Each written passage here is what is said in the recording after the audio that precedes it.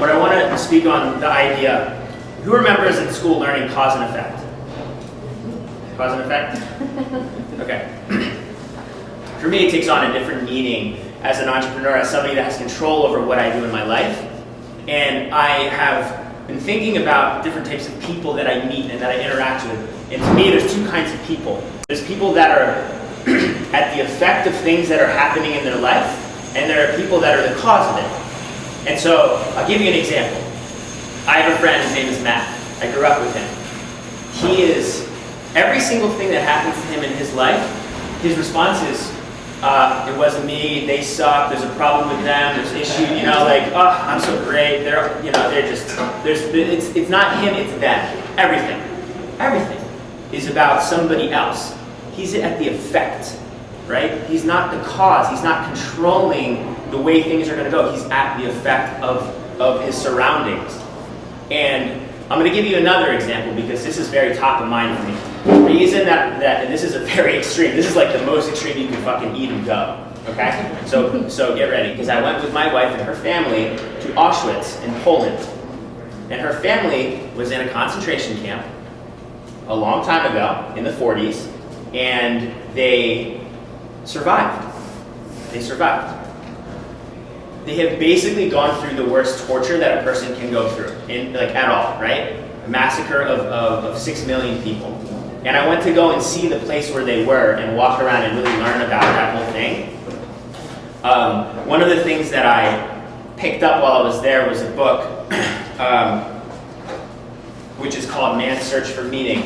And I really love this book. I don't know if anybody has read this book, but it's a guy, one of the guys who was in the concentration camps, and he survived, and he went on to become a famous psychologist and speaker. But he explained his whole experience and everything that happened. He talked about it, and he explained the psychologist who explained psychology of why people were dying, what was going on, and why people were giving up. So I began by mentioning the most trivial of comfort. I said that even in this Europe, in the 6th winter of the Second World War, this is what he was telling to everybody, our situation was not that bad. I said that each of us had to think of himself what irreplaceable losses he had suffered up to there and speculate. For most of them, these losses had really been few. Whoever was still alive had reason for hope, health, family, happiness, professional abilities, fortune, and society. All of these things that could still be achieved or restored. After all, we all had our bones intact. Whatever we had gone through could still be an asset to us in the future.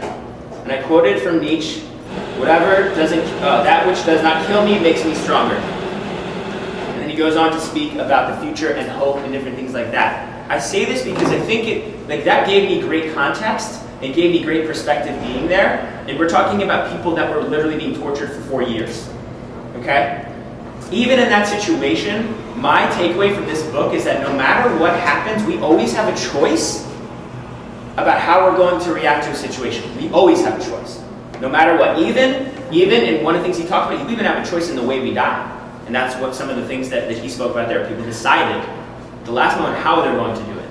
Okay? And I hate to bring this kind of thing up, but I think it's important because every single day we have a choice and an opportunity to be the cause in our lives, the cause, right? And not be so impacted by surroundings. Yes, there's going to be surroundings, but every single thing, if I think about the transition and the evolution of this business, there's, if we continued to do what we were doing 3 years ago, we would not be in business. I literally am pivoting every single day based off of what the customer is saying, based off of what you guys are saying. It is so important to continually evolve and to be the cause in it. You know what? It's my fault. And I do believe anything that happens back here is my fault. Right? And so with that kind of perspective, if we all go out with that perspective, I can change something, I can be the cause, we will be powerful in our lives here and in your personal lives too. So I just wanted to give you guys that as a framework to consider. Having the control and not being in a weak position like my friend Matt. But to tie it back to one of my older talks, you know what, I don't care. Because I'm committed to him no matter what. I'm not attached to his poor me attitude, I'm committed to him. So I still stay in touch with him and talk to him every week, no matter what. And even though he drives me crazy, I still like, hey man, it's okay, you got to think positive. Like there's a way that you can succeed, and I'm trying to build him up because I'm not attached to his issues, committed to his success.